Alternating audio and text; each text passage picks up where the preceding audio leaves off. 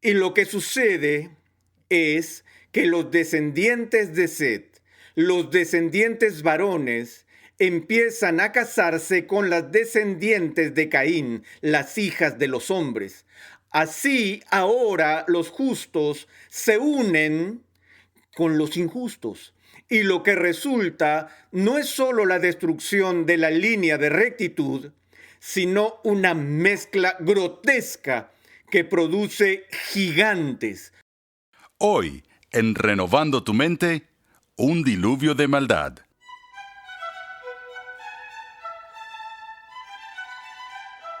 Bienvenido una vez más a tu programa radial Renovando tu Mente con el Dr. R.C. Sproul.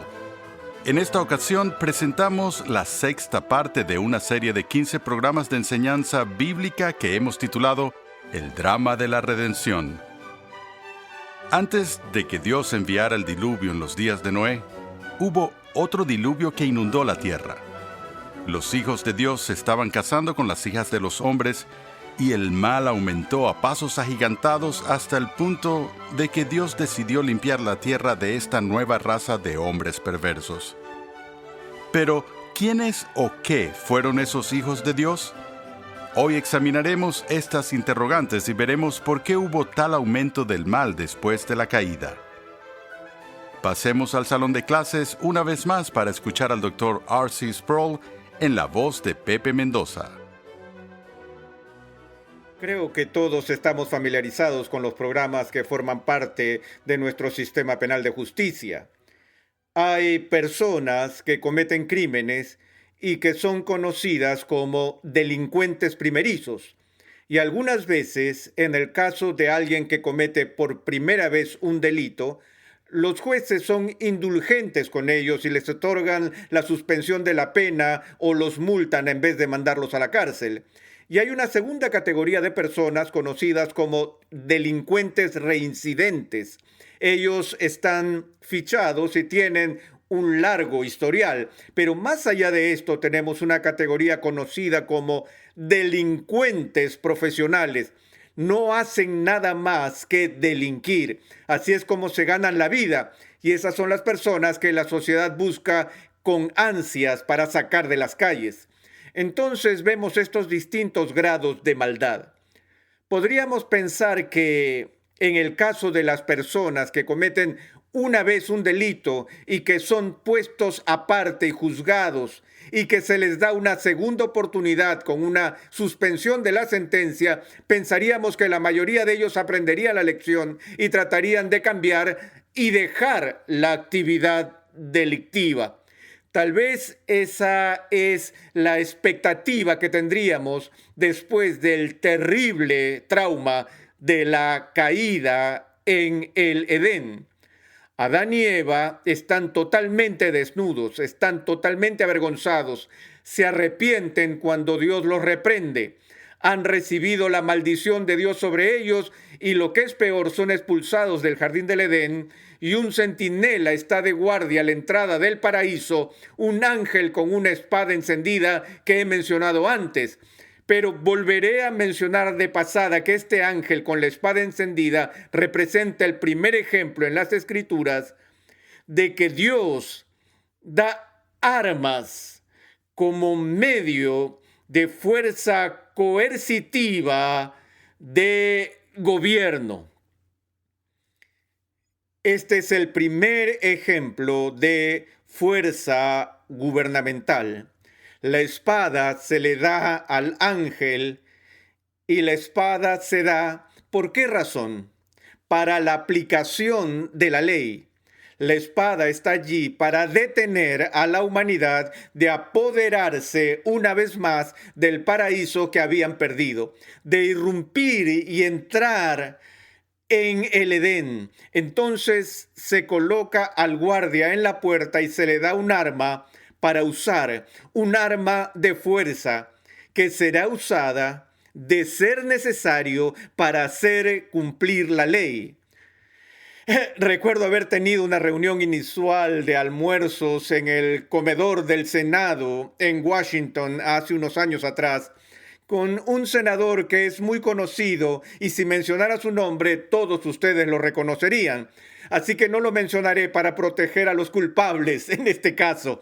Estábamos teniendo una discusión sobre el gobierno y fue una discusión general sobre la teoría del gobierno. Y este senador en particular me dijo durante el almuerzo, nunca lo olvidaré, él dijo, Arsi, no creo que cualquier gobierno tiene el derecho moral de coaccionar a su gente.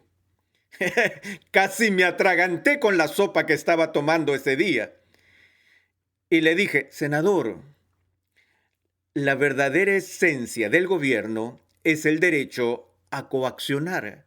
Si le quita al gobierno el derecho a coaccionar, le estaría quitando al gobierno el derecho a gobernar. Porque el gobierno no solo se dedica a hacer sugerencias, pasan leyes. Y cuando pasan esas leyes, tienen instituciones que han sido establecidas y diseñadas para ¿hacer qué? Para hacer cumplir esas leyes. Ahora, si todos los ciudadanos cumplieran voluntariamente con las leyes, no habría necesidad de hacer cumplir la ley y no habría necesidad del uso de la fuerza para que las personas cumplan con la ley. Es por eso que Dios instituyó el gobierno civil, entre otras razones, y lo vemos aquí en el Génesis, donde este ángel con la espada encendida está a la puerta. Ahora, podríamos pensar con todo esto que los hijos de Adán y Eva recibirían el mensaje y que dirían, bueno, de seguro no queremos hacer el mismo tipo de cosas que hicieron nuestros padres. Mira la etiqueta del tremendo precio por el pecado de ellos. Solo podemos oír acerca del paraíso, solo podemos oír acerca del Edén. No podemos entrar al Edén, tenemos que vivir en Nod, tenemos que vivir al este del Edén. Y uno pensaría que esa restricción mantendría bajo control cualquier inclinación de los seres humanos hacia el pecado. Una vez más, esa es una de las propiedades y principios del gobierno en el mundo. Ejercer moderación sobre la proclividad de la raza humana hacia el mal. Tenemos señales de límites de velocidad en las carreteras. Por ejemplo, un límite de velocidad es de 90 kilómetros por hora. ¿Por qué el gobierno pone un límite a la velocidad? ¿Y por qué sanciona si se viola este límite? Porque no están dispuestos a confiar la seguridad de sus ciudadanos a la discreción individual de las preferencias de estilo de conducir de cada persona. Ellos saben que sin esos límites las personas conducirán de una manera salvaje, ofensiva y hasta destructiva. De hecho, conducen así aún con los límites. Puedes imaginar cómo sería si los límites fueran diferentes. Recuerdo cuando la mayoría de ciudades tenían el límite de 100 kilómetros por hora y luego durante la crisis energética los límites nacionales de velocidad fueron reducidos a 90. Pero la gente seguía recibiendo multas por exceso de velocidad y la velocidad a la que iban en promedio cuando eran multados era más baja que el límite anterior de 100 kilómetros por hora. Si las personas tienen el límite de 90, ellos conducen a 100. Si el límite es 110, ellos van a 120. Si lo ponen en 120, ellos van a 130. No tienen límites allí y ya se pueden imaginar cómo serían las carreteras y la carnicería que las pistas serían. Pero la idea aquí es que estas restricciones están diseñadas para restringir nuestros impulsos pecaminosos. ¿Pero qué vemos en Génesis? En los capítulos que siguen el registro de la caída de Adán y Eva, lo que vemos es la proliferación del pecado. No vemos la disminución del pecado. En cambio, vemos una expansión radical del mal. Casi de inmediato leemos sobre el primer asesinato. No un homicidio normal, pero es un tipo especial de homicidio llamado fratricidio, donde Caín se levanta y mata a su hermano. Ahora, si pasamos al capítulo 6 de Génesis, al principio, nos topamos con un pasaje difícil, uno que suena extraño a nuestros oídos y otro que ha provocado todo tipo de desacuerdo y controversia entre los intérpretes y comentaristas del Génesis. Leemos en el capítulo 6 esto. Al comienzo del capítulo 6, aconteció que cuando comenzaron los hombres a multiplicarse sobre la faz de la tierra y les nacieron hijas, que viendo los hijos de Dios que las hijas de los hombres eran hermosas, tomaron para sí mujeres, escogiendo entre todas. Y dijo Jehová: no contenderá mi espíritu con el hombre para siempre, porque ciertamente él es carne, mas serán sus días 120 años. Había gigantes en la tierra en aquellos días, y también después que se llegaron los hijos de Dios a las hijas de los hombres, y les engendraron hijos. Estos fueron los valientes que desde la antigüedad fueron varones de renombre. Ahora veremos esta terrible descripción del clima moral que ha sucedido en el versículo 5. Y el Señor vio que era mucha la maldad de los hombres en la tierra, y que toda intención de los pensamientos de su corazón era solo hacer siempre el mal. Y le pesó al Señor haber hecho al hombre en la tierra, y sintió tristeza en su corazón. Y el Señor dijo: borraré de la faz de la tierra al hombre que he creado, desde el hombre hasta el ganado, los reptiles y las aves del cielo, porque me pesa haberlos hecho. Mas Noé halló gracia ante los ojos del Señor. ¿Qué es esto que vemos aquí?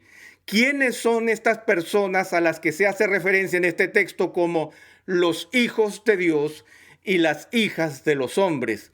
Es un pasaje extraño, ya que hace referencia a este brote y expansión radical del mal, y habla de esta raza de gigantes que surge como resultado de la unión entre los hijos de Dios y las hijas de los hombres. Ahora, uno de los enfoques más comunes de este texto es interpretarlo para sugerir que lo que sucedió después de la caída fue que había una mezcla de seres angelicales con seres humanos. Casi como algunos de los mitos griegos de la violación de mujeres por parte de los dioses que viven en el Olimpo, que bajan a la tierra y arrastran a los seres humanos, como la violación de Perséfone y otros. Leemos sobre esas historias en la mitología griega. Y esta es una de las razones por las cuales algunas personas piensan que hay mitología en el Antiguo Testamento y van al Nuevo Testamento, donde Pablo le dice a las mujeres, por ejemplo en Corinto, que se cubran la cabeza cuando están orando en la iglesia y cosas así, y todo ese asunto de cubrirse la cabeza, y menciona de paso esta declaración un tanto enigmática de que debemos hacer esto, las mujeres deben hacer esto por el bien de los ángeles. Entonces, ¿qué significa eso? He visto un sinfín de tipos de especulaciones acerca de esto. El más usual es que las mujeres deben cubrirse la cabeza en la iglesia porque los ángeles siempre están observando la comunión de los santos en la iglesia, y los ángeles tienen esa extraña atracción por las mujeres hermosas. Y por eso se supone que las mujeres deben ser modestas cuando van a la iglesia, no sea que causen algo de tentación a los ángeles, tal como sucedió en Génesis 6. Ahí es donde vemos el enlace. Ellos dicen, bueno, ven lo que pasó, la razón por la cual Dios trajo un diluvio sobre la tierra, el diluvio del que solo Noé y su familia se salvaron, fue porque estos ángeles, los hijos de Dios, porque la Biblia se refiere a veces, particularmente en poesía hebrea, a seres angelicales, llamándolos los hijos de Dios, aquellos que cantaron al principio de la creación, y así sucesivamente, los hijos de Dios cantaron juntos, es decir, las huestes angelicales. Y entonces, ¿qué más podría significar este texto? Que los hijos de Dios son ángeles que descienden y tienen relaciones sexuales con mujeres mortales. Y eso es lo que produce esta raza de personas extremadamente malvadas, que son gigantes en términos de una grotesca distorsión de su humanidad normal. Esa es una teoría muy popular. Creo que tiene muy poca base y apoyo en los datos bíblicos en sí. Pero aún así el texto es problemático. Lo que vemos en la estructura del Génesis, desde Génesis 3 en adelante, es que vemos una breve recapitulación de la genealogía de los descendientes de Adán y Eva. Recuerda que después de que Caín se levanta y mata a Abel, Adán y Eva tienen otro hijo, y su nombre es Set. Y Set tiene muchos descendientes, pero también Caín. y obtenemos una breve muestra de los descendientes de estos dos hijos de Adán. Caín, el hijo malo, y Set, el hijo posterior que viene después de la promesa del Evangelio. Y si miras en los capítulos 4 y 5 del Génesis y escuchas a los descendientes de Caín, y suena como la galería de los más buscados. Parece que todos están aquí menos Jack el Destripador. Tienes a Lamec, quien es el primer polígamo, y lees sobre su canción de espada, donde celebra la violencia, y ves la depravación creciente de los descendientes de Caín. Pero luego también tenemos un breve resumen de los descendientes de Set. ¿Quién proviene de esa línea de Set? Personas como Enoc, quien caminó con Dios y no pasó o sufrió por la muerte. Él fue llevado directamente al cielo. Luego tenemos a Matusalén, quien tenía 969 años y quien era del linaje de donde venía Noé. Y tenemos esa referencia críptica en los días de Matusalén. Y su solo nombre sugiere que algo va a suceder al final de sus días. Hace poco escuché hablar de esto a un predicador diciendo que el chisme más obvio en la tierra en ese momento era que todos querían saber el día a día, querían reportes diarios en cuanto a cómo iba el viejo Matusalén, ya que tenían el terrible temor de que cuando él muriera, literalmente todo el infierno se iba a desatar. Y de hecho esto sucedió. Inmediatamente después de la muerte de Matusalén vino el diluvio por el cual Dios destruyó la tierra. Ahora, volvamos al tema de este matrimonio entre los hijos de Dios y las hijas de los hombres. Recuerda que con frecuencia en la Escritura la filiación se explica no tanto en términos de generación biológica, sino en términos de obediencia. Jesús habló a los fariseos cuando afirmaron ser hijos de Abraham. Él dijo algo como esto: no son hijos de Abraham, son hijos de vuestro padre el diablo, son hijos de ira, son hijos de aquel a quien obedecen. Por lo que era familiar para el pueblo judío definir con frecuencia la filiación en términos de obediencia. Incluso el título Hijo de Dios para Jesús no se refiere solo a su deidad, sino también a su perfecta obediencia en su humanidad. Él es aquel en quien Dios está complacido, está muy contento porque obedece al Padre en todo sentido. Ahora, no hay razón alguna para suponer en este texto que los hijos de Dios se refiere a los ángeles. De hecho, los mejores estudiosos del Antiguo Testamento, los que yo confío, están de acuerdo en que se trata de una referencia a los hijos obedientes de la línea de Adán, que implica la línea de Set. Tienes dos líneas, una al lado de la otra, Set y Caín. La familia de Caín aumenta radicalmente en el mal, en la violencia, en el pecado. Como dije, es como una galería de prontuariados. Esta es la expansión del mal en la familia de Caín. Pero en la línea de Set tenemos a aquellos que han encontrado una gracia especial delante de Dios y que, por así decirlo, son justos delante de Él.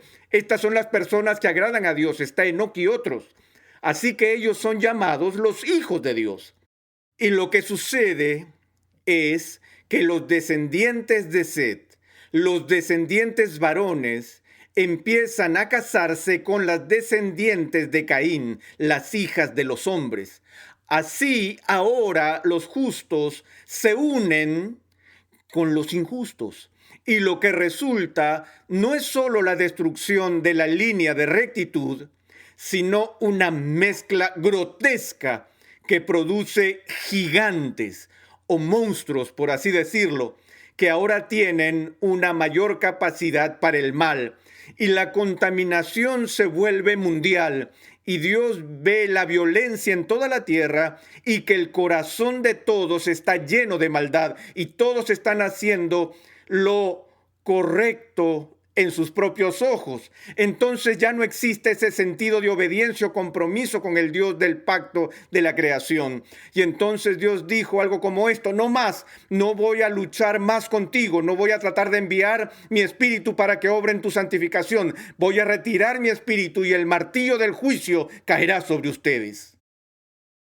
Y así, de nuevo, esto prefigura todo el resto del Antiguo Testamento, donde uno de los mayores problemas en la historia de Israel es el problema del sincretismo, donde Dios separa a su pueblo y lo llama a ser una nación santa, un real sacerdocio, y para mantenerse sin mancha de paganismo, e incluso cuando les da la tierra prometida les dice que expulsen a todos los paganos que están allí. Pero en cambio Israel hace tratos con ellos. Ellos entran en convenios con ellos y permiten que los paganos permanezcan allí. Y lo siguiente que sabes es que se están casando con los paganos. Lo siguiente que sabes es que mezclan la religión pagana con la religión de Dios. Y ese es quizás el desastre más grande que alguna vez haya golpeado a Israel. Pero está prefigurado aquí en este matrimonio mixto entre los hijos de Dios y las hijas de los hombres, de modo que ahora la maldad se vuelve universal. Esta no es la evolución de la raza humana, amados. Esta es la devolución de la raza humana, de la cual todos somos herederos y socios. Si usáramos los conceptos de hijos de Dios e hijas de hombres, tal como lo acabo de hacer, donde nos referimos a los hijos de Dios como personas que son piadosas en su orientación, que tenían un corazón para la obediencia a las cosas de Dios y cuyas vidas reflejaban algo de la belleza de Dios, y que las hijas de los hombres se refieren a personas que no tienen a Dios en su pensamiento. Si esas categorías se usaran hoy, ¿dónde encajarían ustedes? Te miraría Dios y diría: tú eres mi hijo, hijo mío, hija mía. O Dios te miraría y diría: eres un hijo de hombre, una hija de hombre, o un hijo de hombre en el sentido de que estás viviendo una disposición humana que está en conflicto con Dios. Dicho de otra manera, si Dios decidiera destruir el mundo de nuevo por inundación, lo cual no sucederá, pero si lo hiciera, ¿tú serías rescatado? ¿Te invitarían a entrar en el arca o te dejarían perecer afuera? Solo quedaba una familia en el momento de la inundación. E incluso más tarde en la vida de Noé vemos la caída de Noé en el pecado. Pero tenemos que entender que el pecado no es solo algo que está en los aspectos periféricos de nuestras vidas, sino que es algo que se planta profundo, profundo, profundo en el corazón de toda la humanidad. Recuerdo la gran novela de Joseph Conrad titulada El corazón de las tinieblas, donde las intenciones de nuestro corazón en la carne solo son perversas de continuo.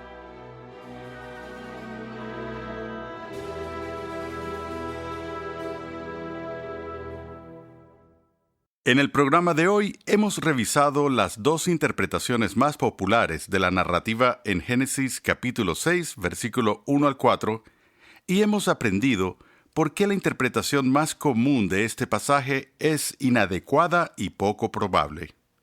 Además, entendimos el problema del sincretismo religioso y por qué es tan serio y peligroso.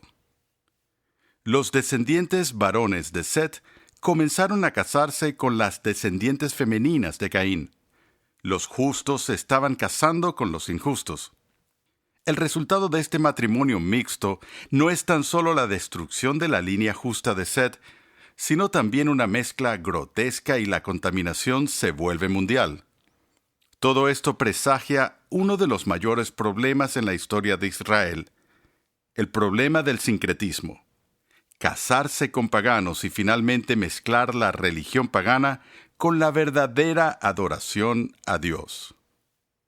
Por causa de este sincretismo, Dios decide inundar la tierra y así acabar con todo ser viviente. Solo Noé y su familia encontraron gracia delante de Dios y fueron salvos.